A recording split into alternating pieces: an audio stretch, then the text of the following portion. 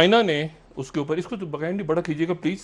और नहीं, जो दूसरा वाला है, जो हिंदुस्तान टाइम्स। अच्छा, चाइना ने कहा है कि कोई थर्ड पार्टी इसमें इंटरफेयर नहीं करेगी। ठीक है। कोई थर्ड पार्टी इसमें इंटरफेयर नहीं करेगी। मोदी का जो लद्दाख का मामला है, क्योंकि ट्रंप ने फ़ोन करके, ट्रंप ने ट्वीट किया था ना कि मैं सालिसी करने को तैयार हूँ, तो उसने आगे से कहा कि इसमें कोई भी इसमें इंटरफेयर नहीं करेगा। अच्छा, अब इसमें एक तो ये बड़ी खबर हुई है, पहले छोटी खबरों से निकल जाते हैं, उसके बाद फिर आगे आते हैं। उसके बाद वो जो G7 में उसने बुलाया, ट्रंप ने साथ ही फ़ोन करके ये कहा मोदी साहब को कि G7 की कॉन्फ्रेंस हो रही है, उसमें आप तशरीफ़ ले आएँ।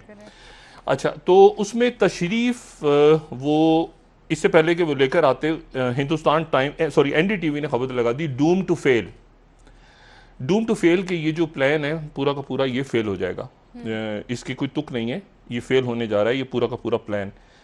अच्छा, ये दो खबरें हो गई। अच्छा, उसके बाद तीसरी जो ब्लूमबर्ग ने खबर लगाई है थोड़ी देर पहले, वो ये है कि अमेरिका ने चाइना को धमकी दी है कि वो चाइना की एयरलाइंस को रोकेगा अगर उनको फ्लाई करने की इजाज़त दी गई।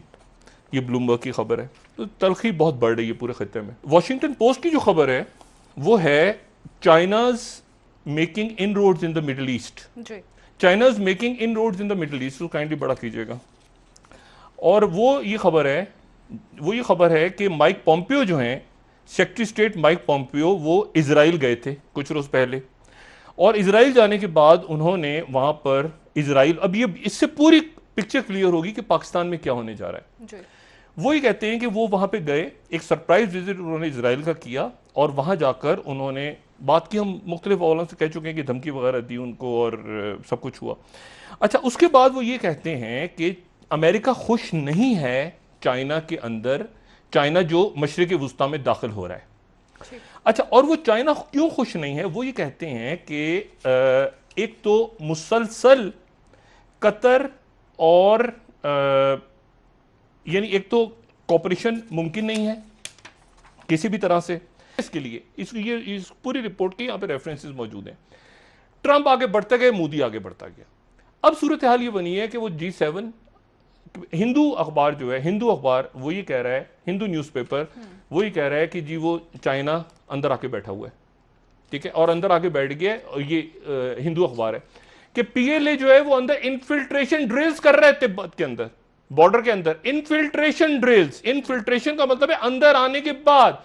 और कम्युनिस्ट पार्टी की तरफ से ये हिंदू छाप रहा है, वो कह रहे हैं कि PLA की जो तिब्बत मिलिट्री कमांड है, उन्होंने एक इतने फिट के ऊपर भेजा, और भेजने के बाद बहुत बुलंदी के ऊपर, और वहां पर आके एक्सरसाइज शुरू कर दी। अच्छा, आप जरा ब्रेक लें, मैं आपको सिर्फ ये बताने जा रहा हूं कि पाकिस्तान, ये जो स्ट्रेटेजिक वहां पे मामला है ना, उसमें एक शख्सियत हमारे इंतहाई काबिल एहतराम, एक शख्सियत जो अपनी दाखिली पॉलिसी की वजह से, जिनका नाम महातीर मोहम्मद साहब, महातीर मोहम्मद हमारे इंतहाई काबिल एहतराम पाकिस्तान के दोस्त, लेकिन उनकी जो दाखिली पॉलिसी थी, उस दाखिली पॉलिसी की वजह से उनका मामला कुछ खराब हो गया नजीब रजाक के साथ, और ये चले गए उसके खिलाफ, बेल्ट एंड रोड प्रोजेक्ट के खिलाफ। और इन्होंने वहां से, महातीर मोहम्मद साहब ने अपने किसी दोस्त को कह दिया कि यार तुम ऐसा है कि वो चीन के खिलाफ चले जाओ। अच्छा, खुद वो बाद में महातीर मोहम्मद अपने उहदे पे नहीं है, वो चाइना के साथ उन्होंने मामला अपने ठीक कर लिए।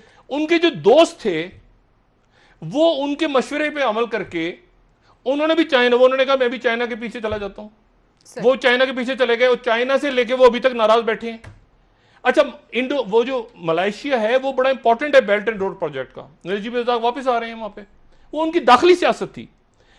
उनके जो दोस्त को मशवरा दिया, उनके दोस्त ने जो है वो आगे जाके वो चाइना के साथ मसला खड़ा कर लिया। उसका नतीजा हुआ कि उनके दोस्त जब चाइना के दौरे पे गए तो उनके एक मुशीर, एक वजीर, बाकी सारे लोग जो कि गैर मुल्की जिनके पास नेशनलिटीज वगैरह थी, उनको चाइना के ने हटा दिया उसमें से। ब्रेक ले लेते अब हैं उनके दोस्त को बार बार मशवरा दिया जा रहा है और उनसे गुजारिश की जा रही है कि चाइना के साथ महातीर मोहम्मद ने जब ठीक कर लिया मामला, तो आप भी ठीक करें। पूरा रीजन और अदारे और तमाम जो हैं वो इसलिए गड़बड़ हो रही है कि आप, वो महातीर मोहम्मद ने ठीक कर लिए थे अपने मामला, मलेशिया ने ठीक कर लिए मामला, आप ठीक करें चाइना के साथ, वरना ये इश्यूज पाकिस्तान जिस जगह पे है वो मुतहम्मिल नहीं हो सकता, उसने रियासत ने आगे वेलकम बैक नाजरीन। जी डॉक्टर साहब, खित्ते में कशीदगी के हवाले से आपने बात की ब्रेक से पहले, उसके अलावा मैं सियासी मामला पर भी आपसे जानना चाहूँगी और स्मार्ट लॉकडाउन के हवाले से वज़ीर ये स्मार्ट लॉकडाउन वगैरह इसको आप रहने दें। मैं जो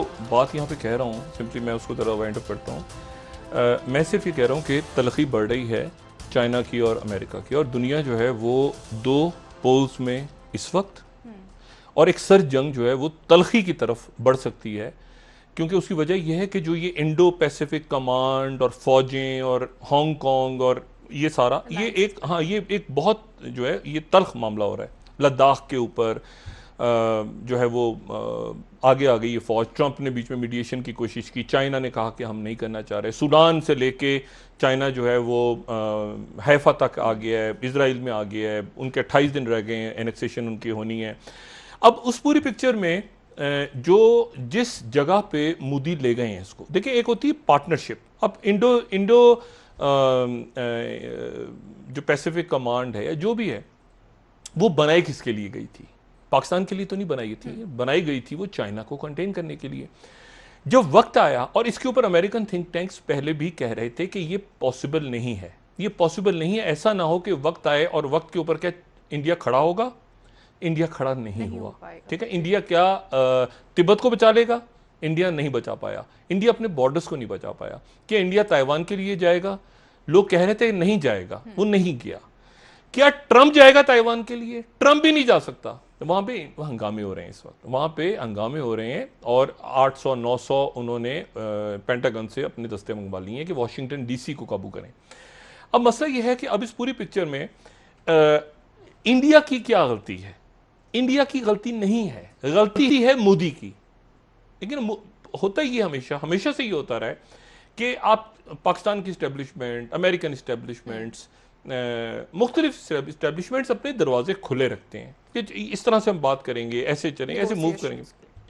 इंडिया क्या एक बड़ी ज़बरदस्त उनकी स्ट्रेंथ रही है, और वो स्ट्रेंथ रही है उनकी जमहूरी वैल्यूज़, जिससे दुनिया भी इंस्पायर होती रही है, पाकिस्तान भी इंस्पायर होता रहा है कि उनकी जमहूरी वैल्यूज़ जो हैं वो क्या ज़बरदस्त।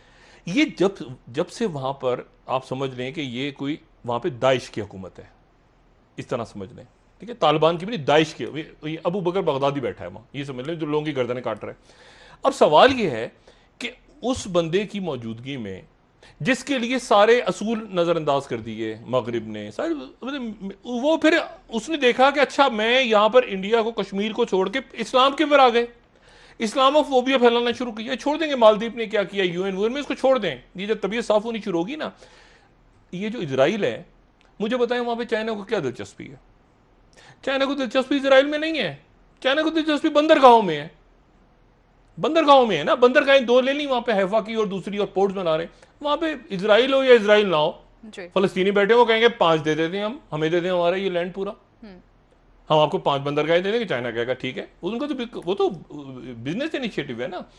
और यूरोप जो है वो पैलेस्टीनियंस की तरफ उनकी इंक्लिनेशन है। तो बात ये है, तो फिर क्या करेंगे? और नेतन्याहू को डब्बे में डाल के कंटेनर में बंद करके मोदी के पास भेज देंगे, एक दलाई लामा, ये वो 2-4 जो रह गए हैं।